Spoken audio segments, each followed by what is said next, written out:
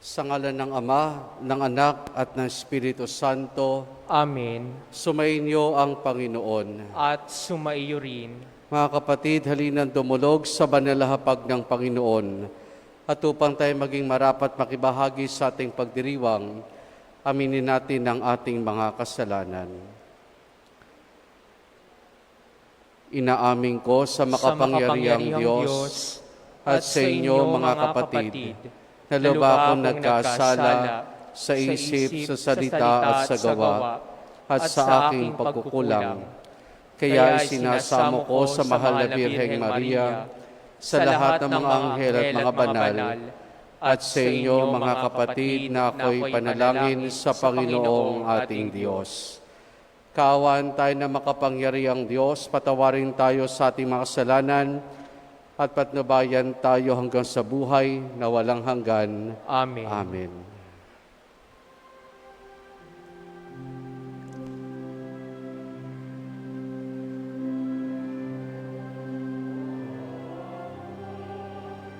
Kawan mo kami, O Panginoon, kawan mo kami, O Kristo, kawan mo kami, O Kristo, kawan mo kami.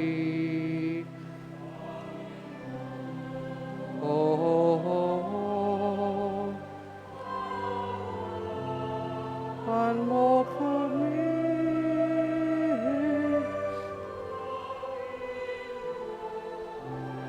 Kawan mo kami. Manalangin tayo. Ama naming lumikha at tagapagligtas, niloob mo magkatabang tao ang iyong salita sa sinapupunan na laging Birheng si Maria, sa pag-ako na iyong bugtong na anak sa aming pagkatao, paging dapatin nawa kaming sa iyong pagkadiyos ay makasalo sa pamamagitan niya, kasama ng Espiritu Santo, magpa sa walang hanggan. Amen. Sa unang pagbasa, sa pagsasabi ni Jacob sa kahihinatnan ng mga anak niya, ipinahayag rin niyang sa lahi ni Huda magmumula ang tunay na hari. Ang salita ng Diyos mula sa aklat ng Henesis. Noong mga araw na iyon, tinawag ni Jacob ang mga anak niya at kanyang sinabi, "Kayo mga anak, magsilapit sa akin. Akong inyong ama ay sumandaling dinggin. Ikaw, Huda, ay papupurihan, niyong mga anak ng ina mong mahal. Hawak mo sa leeg ang iyong kaaway. Lahat mong kapatid sa iyo'y gagalang. Mabangis na leyon ang iyong larawan, muling nagkukubli matapos pumatay. Ang tulad ni Huda'y leyong nahihimlay, walang mga ngahas lumapit sinuman. Hawak niya'y setrong tuon sa paanan, sa gisag ng lakas at kapangyarihan. Ito'y tataglayin hanggang sa dumatal, ang tunay na haring dito'y magtatangan." Ang salita ng Diyos. Salamat sa Diyos. Tugon sa Salmo, mabubuhay siyang marangal at sasagana kailanman. Mabubuhay siyang marangal at sasagana kailanman. Turuan mo yaong haring humatol ng katwiran. Sa taglay mong katarungan, O Diyos, siya'y bahaginan. Upang siya'y maging tapat, mamahala sa iyong bayan, at pati sa may hirap, maging tapat siyang tunay. Mabubuhay siyang marangal at sasagana kailanman. Ang lupain nawa niya'y umunlad at managana, maghari ang katarungan sa lupain nitong bansa. Maging tapat itong hari sa paghatol sa mahirap, at mga taong walang pag-ukulan ng paglingap. Mabubuhay siyang marangal at sasagana kailanman. Yaong buhay na matuwid sa kanyang kapanahunan, madama ng bansa niya at umunlad habang buhay. Yaong kanyang kaharian ay palawak ng palawak, mula sa ilog Euphrates sa daigdig ay kakalat. Mabubuhay siyang marangal at sasagana kailanman. Nawa, yaong kanyang ngalan ay huwag nang malimutan. Manatili laging bantog na katulad nitong araw. Nawa siya ay purihin ng lahat ng mga bansa, at sa Diyos silang lahat dumalangin. Hari nawa, pagpalain kami lahat tulad niyang pinagpala. Mabubuhay siyang marangal at sasagana kailanman. Sa mabuting balita sa paglalahad ni San Mateo sa talaangkanan ni Jesus, ipinakita niyang si Jesus ay hindi lamang kabilang sa lahi ni Abraham, kundi mula rin sa lipi ni Juda.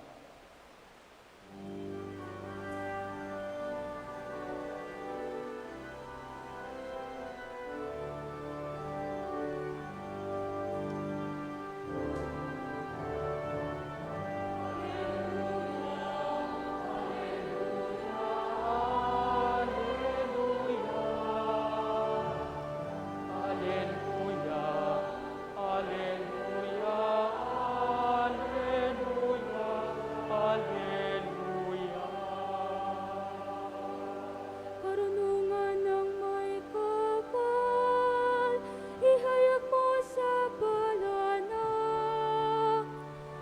Panginoon, narito na. Hallelujah, hallelujah, hallelujah. Hallelujah, hallelujah, hallelujah, hallelujah.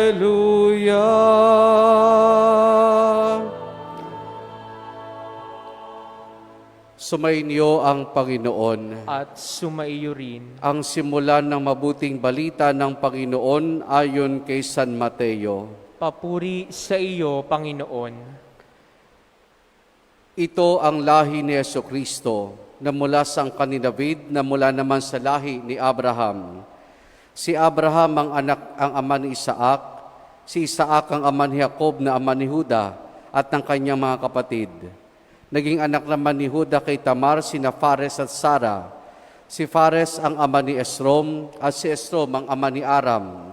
Si Aram ang ama ni Aminadab at si Aminadab ang ama ni Naason na ama naman ni Salmon.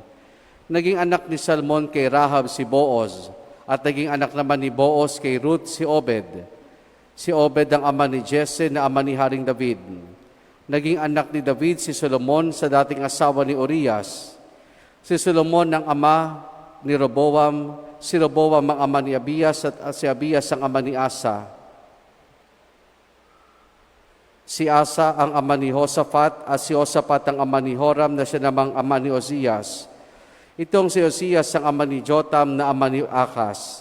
At si Akas ang ama ni Ezekias. Si Ezekias ang ama ni Manases at si Manases ang ama ni Amos na ama naman ni Hosias. Si Hosias ang ama ni Jeconias at ng kanyang mga kapatid. Panahon noon ng pagkakatapon ng mga Israelita sa Babylonia. Matapos ang pagkakatapon sa Babylonia, naging anak ni Jeconias si Salatiel na ama ni Zorobabel. Si Zorobabel ang ama ni Abiud na ama ni Eliakim. Si Eliakim ang ama ni Azor. Si Azor ang ama ni Sadok na ama ni Akim. Itong si Akim ang ama ni Eliud. Si Eliud ang ama ni Eliasar. Si Eliasar ang ama ni Nathan na ama ni Jacob. At si Jacob ang ama ni Jose na asawa ni Maria. Si Maria naman ang ina ni Jesus na tinatawag na Kristo. Sa makatuwid, 14 ang saling lahi mula kay Abraham hanggang kay David. 14 mula kay David hanggang sa pagkakatapos ng mga Israelita sa Babylonia. At 14 din mula sa pagkakatapos sa Babylonia hanggang kay Kristo. Ang mabuting balita ng Panginoon. Pinupuri ka namin, Panginoong Hesukristo.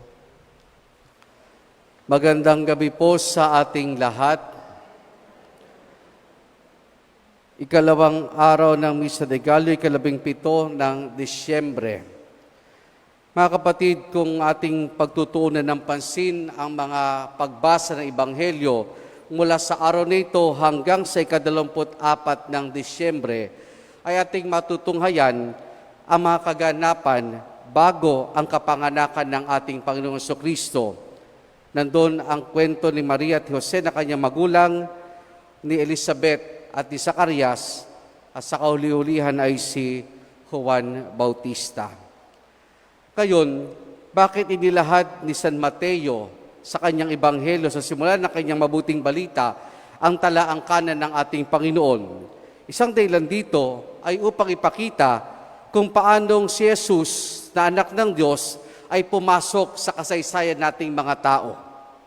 At gayon din, upang bigyang linaw at patunay ang na si Jesus ang katuparan ng lahat ng pinangako ng Diyos sa lumang tipan, ng hari ay magmumula sa angkan ni Abraham at lahi at lipi ni Haring David.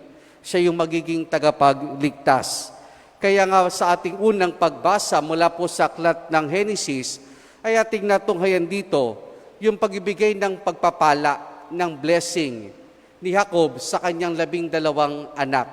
Itong 12 anak nito ang makikilalang the 12 tribes of Israel. Kasi si Jacob ay nakilala rin sa pangalang Israel. At ang natunghayan natin sa ating unang pagbasa ay ang pagbibigay ng pagkapala kay Huda, isa sa mga anak ni Jacob. At dito inilarawan niya si Huda na isang makapangyarihan na imahe ng leon, na kung saan ay marami siyang kaaway na mapapasuko.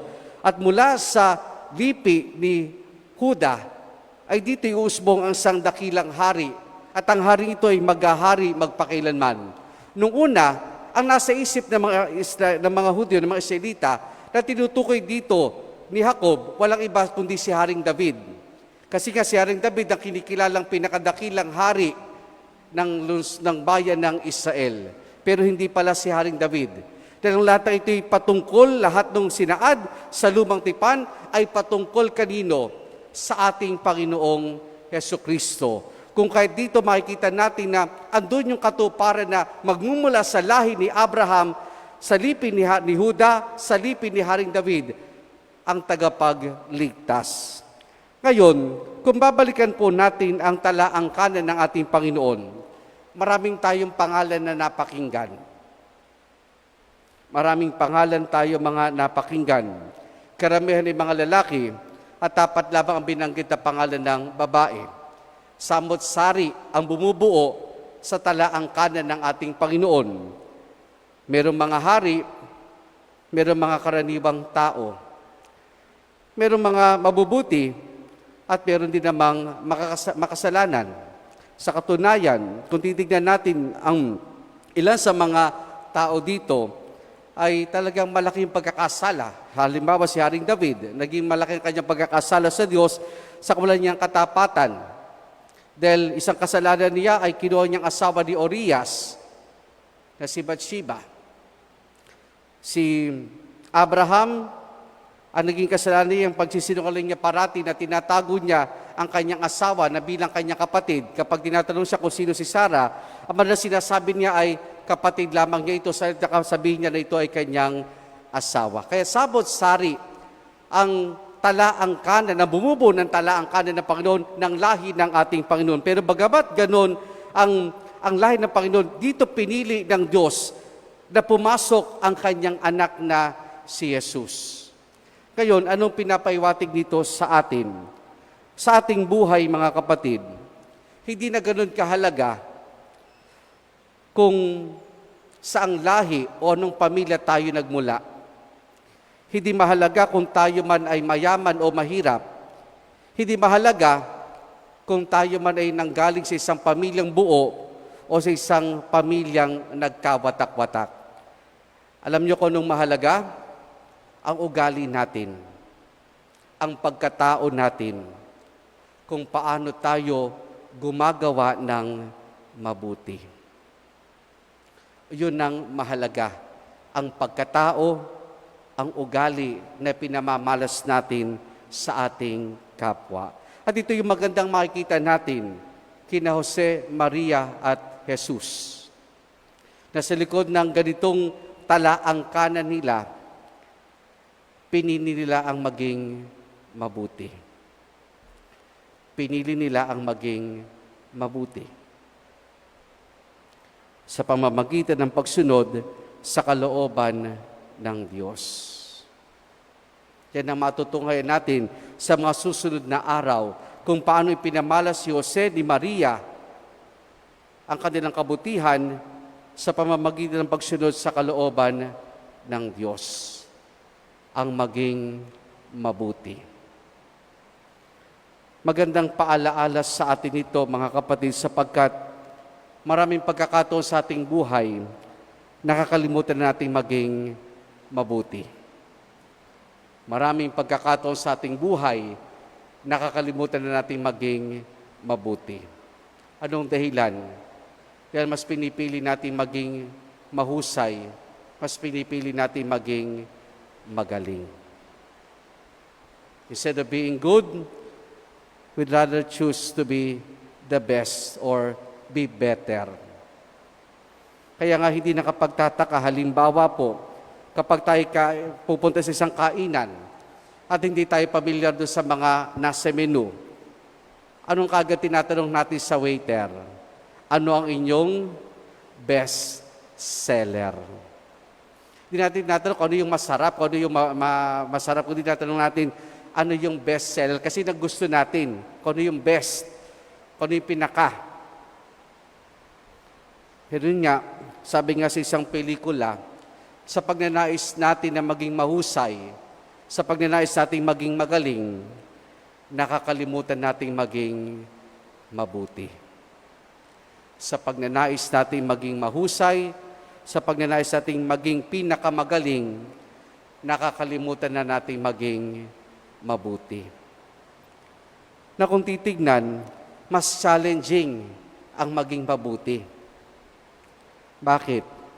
Mahirap maging mabuti kapag tayo ay may problema. Mahirap maging mabuti kapag tayo inaapi. Mahirap maging mabuti kapag tayo ay ginagawa ng masama. Kasi ang tendency kagad natin ay gumanti. Mahirap maging mabuti kapag tayo ay gagawa ng isang mabigat na desisyon sa ating buhay. Mas challenging ang maging mabuti. Kaya minsan mas pinipili natin na kung di nala'y magaling, kung nala'y na din yung maging mahusay. Panalangin ng bayan. Idulog natin ang ating mga kahilingan sa amang nagbubuklod sa atin bilang kanyang bayan, ating sambitin, Panginoon ng lahat ng lahi, pakinggan mo kami. Panginoon ng lahat ng lahi, pakinggan mo kami.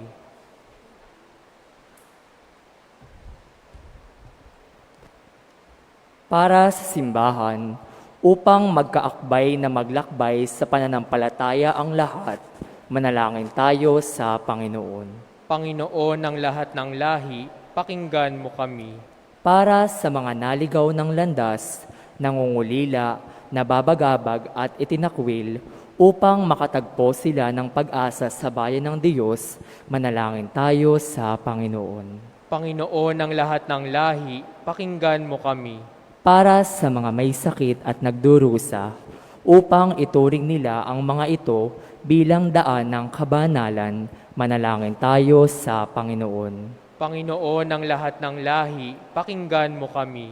Para sa ating pamayanang Kristiyano, upang ipamana natin sa susunod na salinlahi ang pananampalataya, manalangin tayo sa Panginoon. Panginoon ng lahat ng lahi, pakinggan mo kami. Para sa mga namayapa, upang makamit nila ang kapahingahan sa langit na tahanan, manalangin tayo sa Panginoon. Panginoon ng lahat ng lahi, pakinggan mo kami.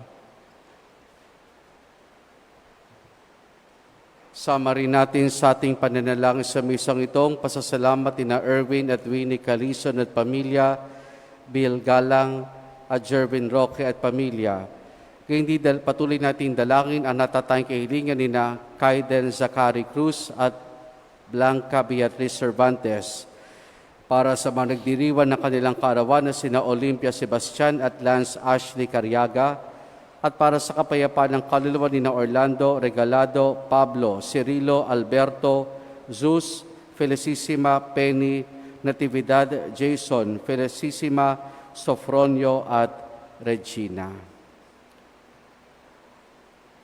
Ating indulog sa Diyos, iba pa nating intensyon at panalangin.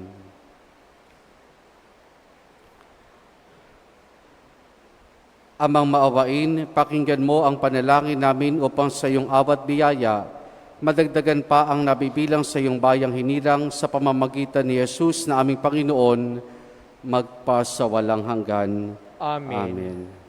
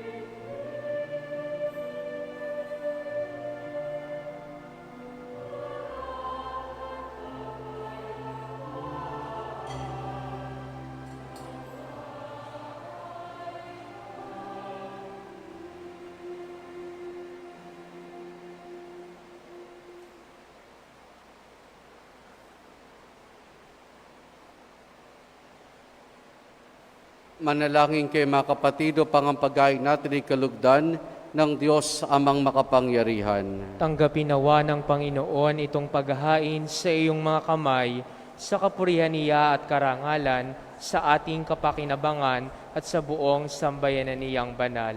Ama naming lumikha, gawin mong banal ang mga alay na iyong sambayanan, upang sa kagalang-galang na pagdiriwang na ito, kami pagindapati mong magkasalo-salo sa pagkaing ibinibigay mo, sa pamamagitan ni Jesus kasama ng Espiritu Santo, magpasawalang hanggan. Amen. Sumainyo ang Panginoon. At sumaiyo rin. Taas sa Diyos sa inyong puso at diwa. Itinaas na namin sa Panginoon. Pasalamatan natin ang Panginoong ating Diyos. Marapat na siya ay pasalamatan. Ama naming makapangyarihan, tunay nga marapat na ikaw ay aming pasalamatan sa pamamagitan ni Jesus na aming Panginoon. Ang pagsusugo mo sa Kanya ay pinahayag ng lahat ng mga propeta. Ang pagsilang niya ay pinananabikan na mahal na birin kanyang inang tunay sa kapangyarihan ng Espiritong Banal. Ang pagdating niya inilad ni San Juan Bautista sa kanyang pagibinyag, kayong pinaghahandaan namin ang maligayang araw ng kanyang pagsilang. Kami nananabik at nananalangin lubos na makarap sa kanyang kadakilaan. Kaya kaisa ng mga anghel, nagsisiawit ng papuri sa nang walang humpay sa kalangitan, kami nagbubunyi sa iyong kadakilaan.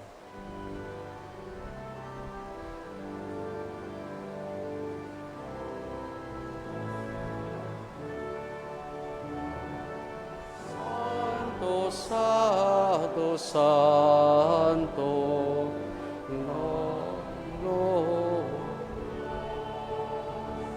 na kapangyarihan na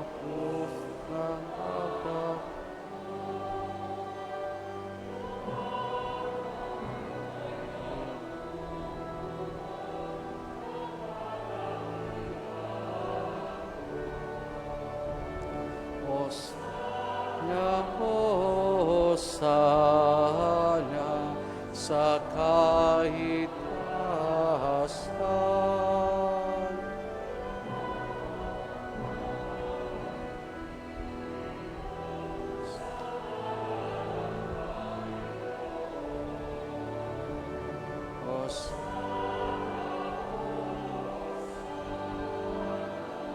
Sa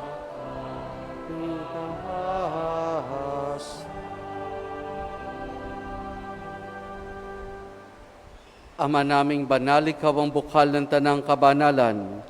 Kaya sa pamamagitan ng iyong Espiritu, gawin mong banal ang mga kaloob na ito upang para sa amin, maging katawan at dugo ng aming Panginoong Hesukristo. Bago niya pinagtiis ang kusang loob na maging handog, hinawakan niya ang tinapay, pinasalamatan kaniya, pinaghati-hati na yon. Iniabot sa kanya mga alagad at sinabi, tanggapin ninyo lahat ito at kanin itong aking katawan na ihahandog para sa inyo.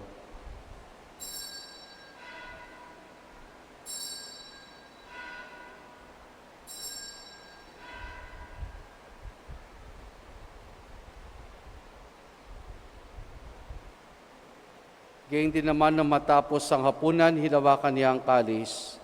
Muli kanyang pinasalamatan. Iniabot niyang kalis sa kanya malagad at sinabi, tanggapin ninyo lahat ito at inumin itong kalis ng aking dugo, ng bago't walang hanggang tipan.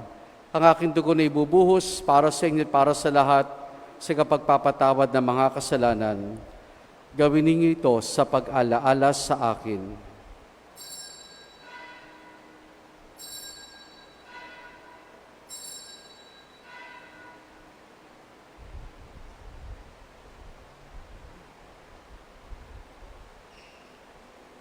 Ang misteryo ng ating pananampalataya.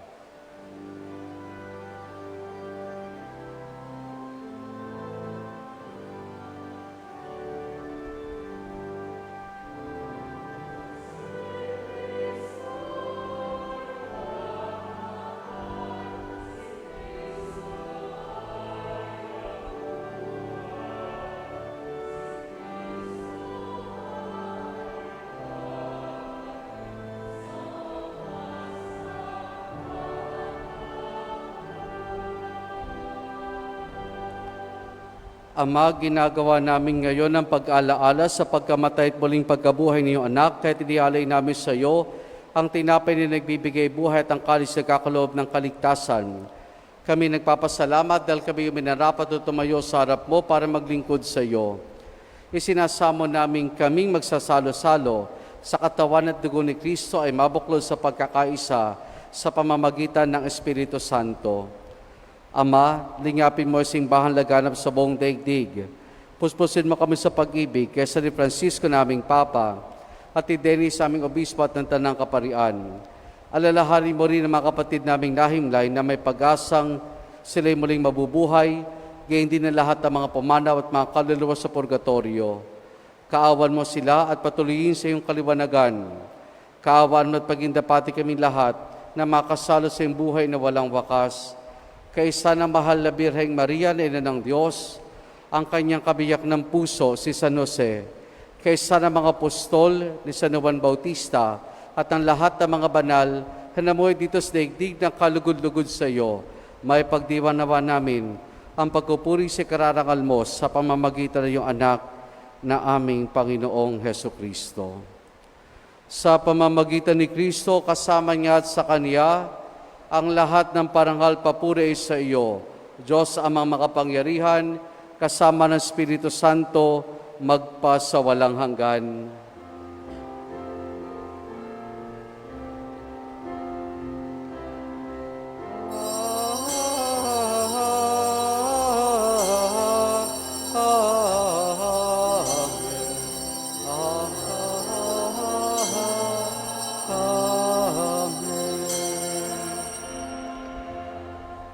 Sa tagubilin man nakagagaling na utos, sa turo ni Jesus na Panginoon natin at Diyos, ipahayag natin ng lakas loob. Ama namin, sumasalangit ka, sambahin ang ngalan mo, mapasa amin ang kaharian mo, sundin ang loob mo dito sa lupa para nang sa langit. Bigyan mo kami ngayon ang aming araw-araw. At patawarin mo kami sa aming mga sala, para ng pagpapatawad namin sa nagkakasala sa amin. At huwag mo kaming ipahintulot sa tukso, at iadya mo kami sa lahat ng masama. Hinihiling namin kay Medyas sa lahat ng masama, pagkalooban ng kapayapaan araw-araw, iligtas sa kasalanan, at ilayo sa lahat ng kapahamakan, samantalang aming masayang pinananabikan ang dakilang araw ng pagpapahayag ng tagapagligtas naming si Jesucristo. Sapagkat iyo ang kaharian, kapangyarihan at kapurihan, ngayon at magpakailanman.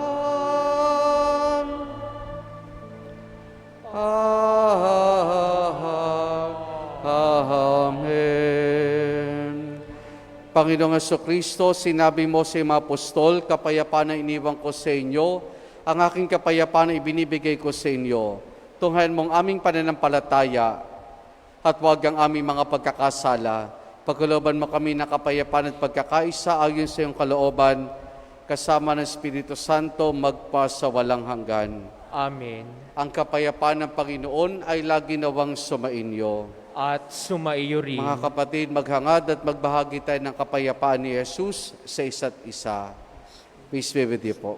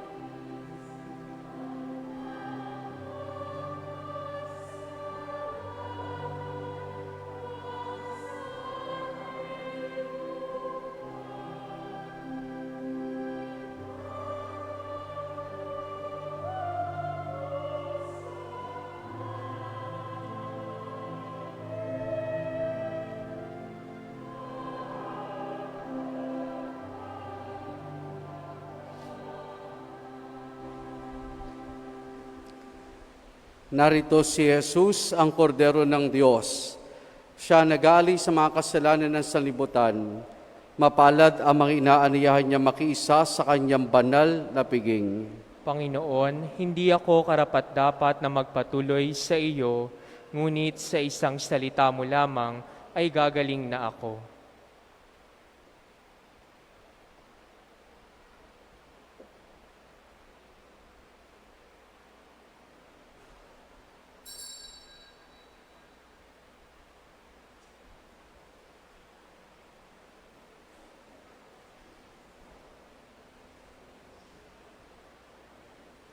espiritual na pagtanggap ng komunyon.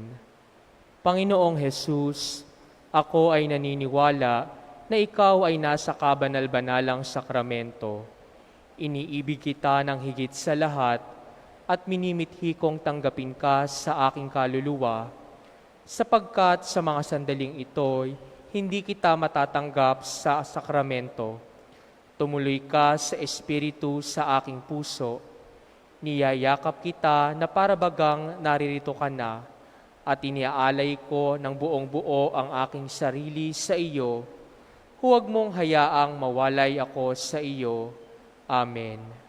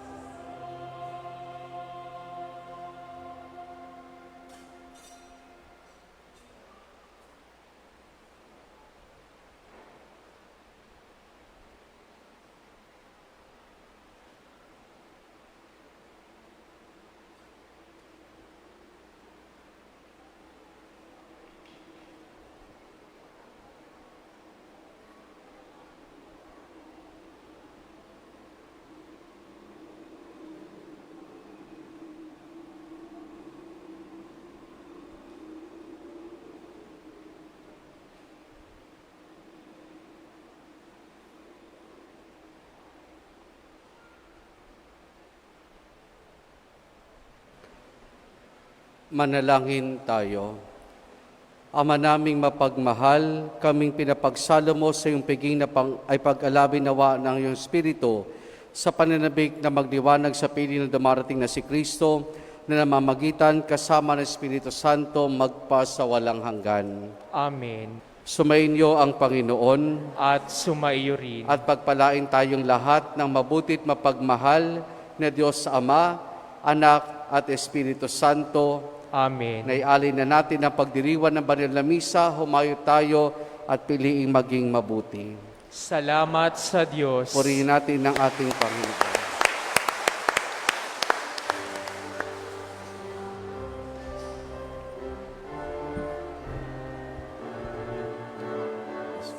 Na naman, o kay tuli ng araw, Paskong nagdaan, di na bago kailanman, gayon ay Pasko, dapat na salamatan.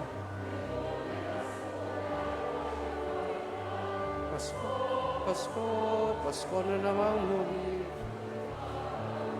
ating pinakamimiti. Pasko, Pasko, Pasko na namang muli, ang pag-ibig naghahari. Magandang gabi po sa ating lahat.